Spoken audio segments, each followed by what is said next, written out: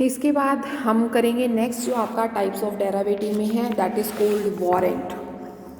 Warrant आपने बहुत सुना भी होगा वारंट के बारे में, कि वारंट जो होता है इशू कर दिया जाता है कंपनी के थ्रू। सुना हुआ है, कंपनी आपको अकाउंट्स करवाया होगा तो उस टीचर ने आपको वारंट के बारे में भी बताया होगा कि एक बहुत ही इसका मैच्योरिटी टाइम पीरियड बहुत ही लॉन्ग होता है, और इस तरह से एक वारंट होता है जो कि कंपनी इशू करती है। ये एक डेरिवेटिव टाइप ऑफ सिक्योरिटीज़ होती है। चलो आपको मैं यहाँ बता देती हूँ।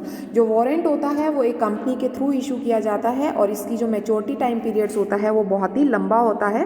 और जो वारंट्स होता है वो एक डेरिवेटिव टाइप ऑफ सिक्योरिटी होती है, इसलिए ये डेरिवेटिव के एक टाइप में माना जाता है, जो कि कंपनी इशू करती है एक गिवन ऑप्शन पर, एक राइट पर परचेज करने का अपनी सिक्योरिटीज़ को एक स्पेसिफाइड पीरियड और एक स्पेसिफाइड टाइम पर। ठीक है, वो कहता है इस इशू सिक्योरिटी जो ये सिक्योरिटीज़ होती हैं इसको यूज़ किया जाता है, इशू किया जाता है यूजुअली इक्विटी शेयर्स के साथ। वो कहते हैं जो वारंट्स होते हैं वो आपके ट्रेडेबल्स होते हैं, अपने राइट्स और वैल्यू गो अप और डाउन होती रहती है। जो आपके प्राइजेस होते हैं शेयर्स के, उनके थ्रू जो है वैल्यूज़ जो हैं वो आपकी अप एंड डाउन होती रहती हैं। कंपनी जो है इशू करती है वारंट्स को एक राइज मनी के लिए, अपने पैसे को बढ़ाने के लिए। कंपनी को अगर पैसे की ज़रूरत होती है तो वो वारंट्स को इशू करती है। एक जो स्टॉक वारंट्स होता है वो प्रोवाइड करता है एक अपॉर्चुनिटी इन्वेस्टर्स को अपने शेयर्स को कंपनीज में और शेयर्स प्राइसेस को बहुत ही हाई करने के लिए। यूजुअली जो है इस तरह के ऑफर जो हैं वो लो प्राइस पर कर दिए जाते हैं। वारंट जो है वो जनरली अटैच्ड होता है बॉन्ड्स के साथ, डिबेंचर्स के साथ, इक्विटी शेयर्स वगैरह के साथ, और ये डिटैच किया जाता है और सेल कर दिया जाता है सेपरेटली। वो कहता है इसके अंदर जो आपकी स्वेटनर्स होते हैं, जो स्वेटनर्स होते हैं वो इसके अंदर ज़्यादातर वर्क करते हैं, दे वर्क लाइक ए स्वेटनर्स। और वो कहता है अगर वारंट्स जो होते हैं वो इक्विटी शेयर्स होते हैं तो हम उस टाइप की ट्रेडिंग जो होती है वो ओवर द काउंटर एक्सचेंज के अंदर ही करते हैं, अगर स्पेसिफिकली आपके इक्विटी शेयर्स हैं तो। ठीक है, अगर जनरली जो इनकी मैच्योरिटी होती है वो 3 से 15 साल के अंदर होती है, क्योंकि बहुत ही हाई मैच्योरिटी होती है। और जो इन्वेस्टर्स होते हैं वो इन्वेस्ट करते हैं वारंट्स में, जो कि आपकी मोटिव करता है स्पेकुलेटिव और लिवरेज वगैरह को इंक्रीज़ करता है ये, और जो आपकी स्पेकुलेशंस बिजनेस होता है उसको इंक्रीज़ करता है। अगर हम डिफरेंस देखें जो वारंट्स और ऑप्शन है, ऑप्शन आपको पिछले उसमें करवाया था मैंने वीडियो में, और वारंट्स जो है यहाँ पर मैंने बताया है। तो इशूअर जो होते हैं, जो वारंट्स है वो आपको एक कंपनी इशू करती है, जो ऑप्शंस हैं वो आपकी ऑप्शंस एक्सचेंज जो होती है, जो इन्वेस्टर्स होते हैं वो करते हैं। मैच्योरिटी जो होती है इसकी, जो आपके वारंट्स होते हैं बहुत ही लॉन्ग मैच्योरिटी टाइम पीरियड होती है, और अगर हम आपके ऑप्शंस को देखें तो वो आपकी इन कंपेयर टू इस कम होती है, और ये मंथ्स में होती है और ये ईयर्स में होती है। ठीक है, उसके अलावा डिल्यूशंस होता है लिक्विडिटी। ठीक है, जो डिल्यूशंस जो लिक्विडिटी होती है, यहाँ पर जो डिल्यूशन है कॉज पाया जाता है, कमी नहीं रहती, लिक्विडिटी अच्छी होती है, यहाँ पर आपकी नहीं होती, डोंट कॉज डिल्यूशंस। उसके अलावा फंडिंग जो होती है, इशू जो फंड्स हैं, जब हम वारंट्स को इशू करते हैं तो वो हमारी कंपनी को फंड्स देती है, कैश, जहाँ पर हमें अपनी कैपिटल को बढ़ाने की ज़रूरत पड़ती है कंपनी के अंदर, तो हम इस तरह की वारंट्स को इशू करते हैं तो उससे फंड्स आते हैं। और ऑप्शन में इस तरह का कोई भी फंडिंग जो है नहीं प्रोवाइड की जाती। वो इसमें जो ये होते हैं ये नॉन स्टैंडर्डाइज होते हैं, और जो ये वाले होते हैं आपके ऑप्शंस होते हैं वो स्टैंडर्डाइज होते हैं। ठीक है, ये था बेटा आपका डिफरेंस। उसके बाद आते हैं आपके कन्वर्टेबल्स जो डेरिवेटिव्स हैं।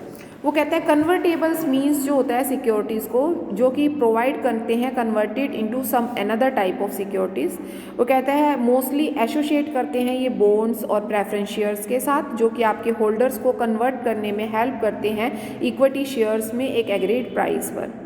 वो कहता है जो आपका कन्वर्जन होता है उसमें value, price, premium, ratio of conversion जो है बहुत ही इंपॉर्टेंट इंडिकेट्स होते हैं, जो कि स्वैप के अंदर डाले जाते हैं। वो कहता है इसके अंदर जो आपके बॉन्ड्स, प्रेफरेंस शेयर्स होते हैं वो फुल्ली और पार्टली या कन्वर्टेबल जो होते हैं इक्विटी शेयर्स कुछ भी हो सकते हैं। आपको टाइम, समय और रेशो जो है वो प्री फिक्स कर दिया जाता है जिस टाइम आप इशू करवाते हैं अपने कन्वर्टेबल शेयर्स को। जो सम पार्ट्स ऑफ जो कन्वर्टेबल शेयर्स होते हैं वो आपके वारंट्स के सिमिलर भी होते हैं, but they are not dissimilar also, mean वो एक जैसे सिमिलर तो होंगे लेकिन वो आपस में एक सिमिलर नहीं होंगे, ठीक है। और जो मेजर डिफरेंस है दोनों के बीच में, मीन जो आपके कन्वर्टेबल्स आपके आते हैं और जो वारंट्स हैं वो कौन कौन सा है। सबसे पहले तो टाइम फ्रेम, जो आपके कन्वर्टेबल्स होते हैं उनका कोई भी फिक्स टाइम नहीं होता, लेकिन जो वारंट्स होते हैं उनका एक फिक्स टाइम ऑफ फ्रेम होता है। कन्वर्जन को अगर देखें तो जो कन्वर्टेबल होते हैं उनको हम कन्वर्ट कर सकते हैं शेयर के अंदर, लेकिन वारंट्स को हम कन्वर्ट नहीं कर सकते किसी अदर सिक्योरिटी के अंदर। अगर स्पेकुलेशन की बात करें तो कन्वर्टेबल्स जो होते हैं वो स्पेकुलेटिव नहीं होते हैं, इनस्पेकुलेबल होते हैं, और वारंट्स जो होते हैं वो डिटैच्ड होते हैं, मीन वो फिक्स टाइम होता है, उसके अंदर स्पेकुलेशन चलती ही नहीं है। वैल्यू जो होती है, कन्वर्टेबल्स जो होते हैं वैल्यूएबल होते हैं, खुद अपने उन पर राइट्स होते हैं। जो आपका सिर्फ वारंट्स जो होते हैं कुछ पोर्शन जो होता है वो वैल्यूएबल होता है, कुछ पोर्शन अनवैल्यूएबल होता है।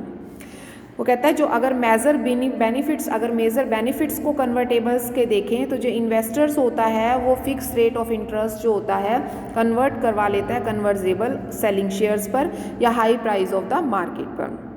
अगर डिसएडवांटेजेस की बात करें तो कन्वर्टेबल्स जो होते हैं वो आपके इन्वेस्टर्स को बहुत ही लेस रेट ऑफ इंटरेस्ट जो है वो प्रोवाइड करते हैं रेगुलर कूपन बेस पर, ठीक है। उसके बाद नेक्स्ट आपका आता है क्रेडिट डेरावेटिव। जो क्रेडिट डेरावेटिव्स होते हैं वो कौन कौन से होते हैं, वो कहता है जो क्रेडिट डेरावेटिव्स हैं आपके वो एक नेगोशिएबल कॉन्ट्रैक्ट होता है, एक प्राइवेटली कॉन्ट्रैक्ट होता है। इसके अंदर जो यूज़र होता है कॉन्ट्रैक्ट का वो मैनेज करता है, एक्सपोज करता है क्रेडिट रिस्क को। जो वैल्यू ऑफ क्रेडिट डेरिवेटिव्स होते हैं वो डिटरमाइन करते हैं default risk of underlying assets को, और वो ट्रांसफ़र करते हैं क्रेडिट रिस्क को रिलेटिंग टू वन पार्टी जो होता है उसको अनदर विदाउट किसी ट्रांसफर्मिंग के अंडरलाइंग ऑफ असेट्स के। और जो ये डेरिवेटिव्स होते हैं वो जनरली यूज़ करे जाते हैं बैंक में, फाइनेंशियल कंपनीज़ में और अदर जगह पर। और इंश्योरेंस जो होते हैं इशूअर जो होते हैं अगेंस्ट करते हैं एडवर्स चेंजेस जो आपके क्वांटिटेटिव ऑफ बोरोवर्स होते हैं। क्रेडिट जो डेरिवेटिव्स होते हैं उसको हम एलिमिनेट नहीं कर सकते क्रेडिट रिस्क पर, बिकॉज जो एक्सपोज यूज़र्स होते हैं वो न्यू फाइनेंशियल रिस्क जो कॉस्ट वगैरह होती है उस पर आपके क्रेडिट डेरिवेटिव्स जो हैं डील करते हैं। जो आपके क्रेडिट डेरिवेटिव्स होते हैं वो चार तरह के होते हैं। एक उसमें आता है टोटल रिटर्न स्वैप, दूसरा आता है क्रेडिट डिफॉल्ट स्वैप, और तीसरा आता है क्रेडिट लिंक स्वैप या नोट, और चौथा आता है आपका क्रेडिट स्प्रेड ऑप्शन। क्या क्या है वो कहता है टोटल रिटर्न स्वैप क्या होता है। टोटल रिटर्न स्वैप वो होता है जिसमें कि डेरिवेटिव इंस्ट्रूमेंट्स अलाउ करता है इन्वेस्टर को रिसीव करने में total financial return of asset बिना किसी ओनिंग ऑफ द असेट्स के। क्रेडिट डिफॉल्ट स्वैप जो होता है डिस्ट्रीब्यूट करता है डिफॉल्ट रिस्क ऑफ सिक्योरिटीज़ को, लोन्स को अदर्स में, जो अनेबल्स करता है जो आपके लेंडर्स हैं इन्वेस्टर्स हैं वो इम्प्रूव करते हैं रिस्क मैनेजमेंट को।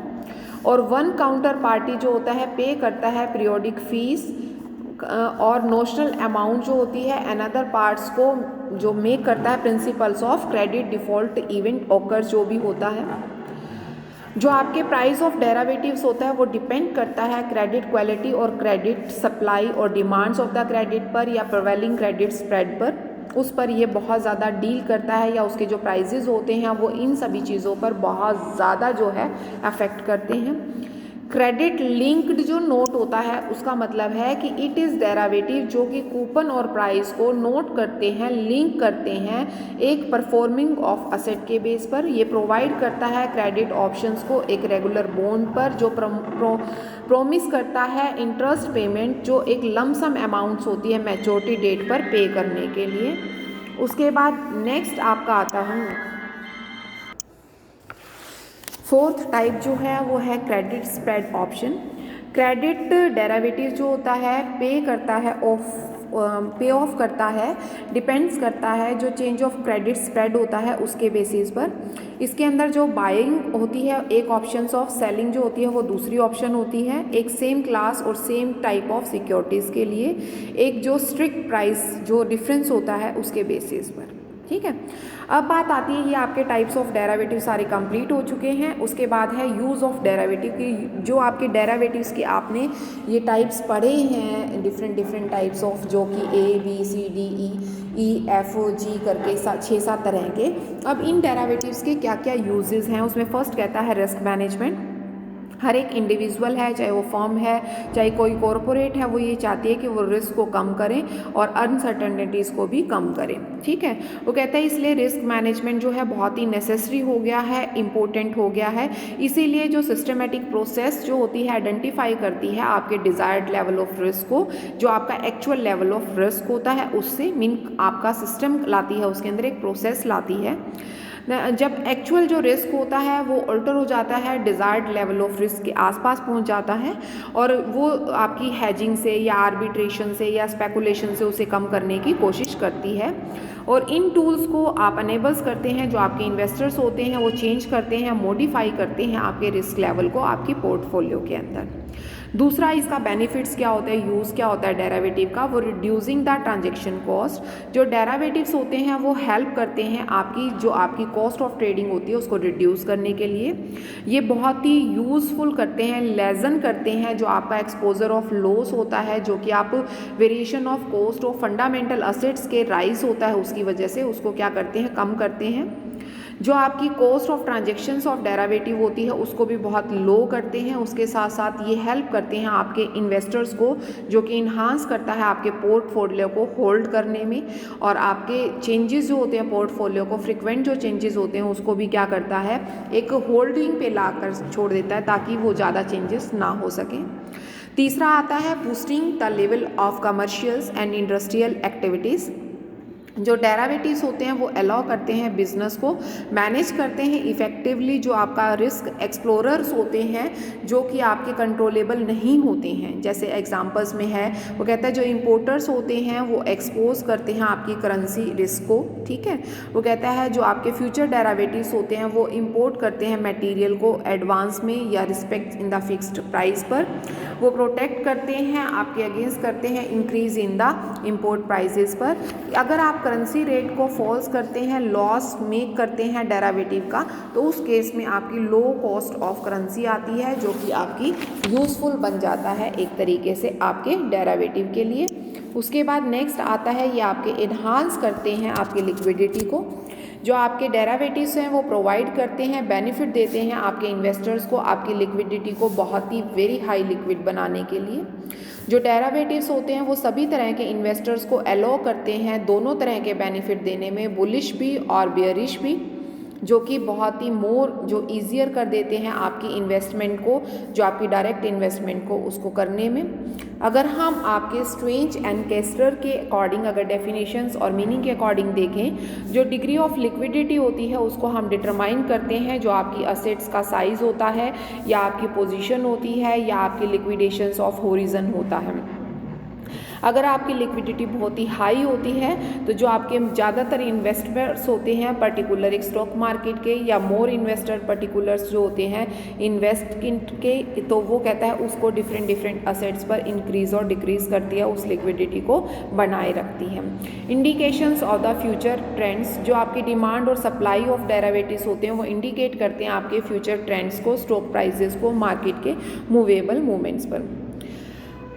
अगर आप डेरिवेटिव्स को बहुत ज़्यादा मात्रा में ख़रीद लेते हैं, ओवरब्रॉट कर लेते हैं, तो वो इंडिकेट करता है, इंक्रीज़ करता है मार्केट के इंडेक्स को और स्टॉक प्राइस को इन फ्यूचर के अंदर। सिक्स्थ वो कहता है स्वेटनर्स का बेनिफिट होता है। वो कहता है जो डेरिवेटिव्स होते हैं वो एक स्वेटनर की तरह एक न्यू इन्वेस्टर के लिए बहुत ही मिनिमम कर देते हैं उसके लॉस को, ठीक है, और लिक्विडिटी को बहुत ही हाई बना देते हैं। वो कहता है जो हेज होते हैं वो इस पोजीशन पर होता है कि जो डेरिवेटिव प्रोवाइड करता है उसको अपॉर्चुनिटी अपनी इनकम को ज़्यादा से ज़्यादा बढ़ाने के लिए और अपनी जो इन्वेस्टमेंट होती है उसके रिस्क को कम करने के लिए। तो जो स्वेटनर्स होते हैं वो इसको बेनिफिट्स देते हैं यहाँ पर।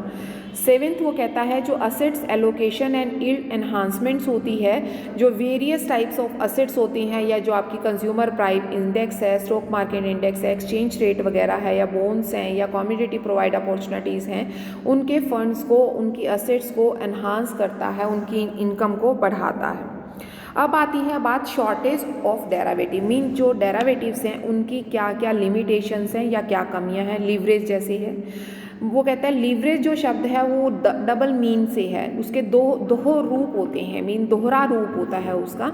जो इन्वेस्टर्स होते हैं वो चेंज नहीं कर पाते अपने ट्रेंड को, जो ह्यूज अमाउंट ऑफ मनी वो अपना पैसा लगा चुके होते हैं किसी सिक्योरिटी के अंदर, तो वो एक टाइम पीरियड पर नहीं चेंज कर पाते, जिसकी वजह से उन्हें लीवरेज की प्रॉब्लम आती है, उनको हाई रिस्क बियर करना पड़ता है। दूसरा वो कहता है ये जो एक स्पेकुलेटिव नेचर की होते हैं, ये स्पेकुलेशन को बूस्टअप करते हैं, जो कि जो आपका स्पेकुलेशंस होता है वो एक प्राइम मोटिव बन जाता है डेरिवेटिव्स के अंदर, और इसमें बहुत ही कम मात्रा में जो डेरिवेटिव्स होते हैं वो एक्चुअल में डिलीवरी हो पाती है, या स्पेकुलेशन नेचर जो है बहुत ज़्यादा हो जाता है इसके अंदर। तीसरा वो कहता है इंक्रीज़ करता है रिस्क को।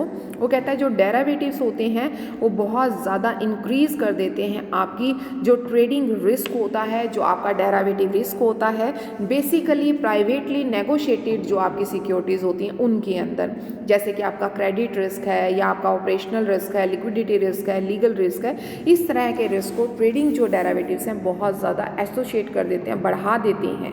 ठीक है। फोर्थ आता है इंक्रीज द रेगुलर मेजर्स। वो कहता है जो रेगुलरिटी मेजर्स होते हैं वो भी आपके स्ट्रेंजेंट्स डे बाय डे जो है वो इंक्रीज होते चले जाते हैं, और जो डेरिवेटिव की जो कॉस्ट होती है वो भी आपकी क्या हो जाती है, इंक्रीज हो जाती है। ठीक है। और इससे जो अट्रैक्टिवनेस ऑफ डेरिवेटिव है, जो लोग खरीदना चाहते हैं, इन्वेस्ट करना चाहते हैं, वो डिक्रीज होता चला जाता है। उसके बाद नेक्स्ट आता है प्राइस इंस्टेबिलिटी। वो कहते हैं जो आपके प्राइजेज होते हैं वो इनस्टेबल हो जाते हैं, बहुत ही रेगुलर जो मार्केट रेगुलर मार्केट है वो डेवलप नहीं हो पाती, और हमेशा प्रैक्टिकल नहीं होता कि जैसा आप सोचते हैं कि आज हमने ये सिक्योरिटी खरीदी और इसके प्राइसेस बढ़ेंगे, हमेशा ऐसा नहीं होता है। ठीक है।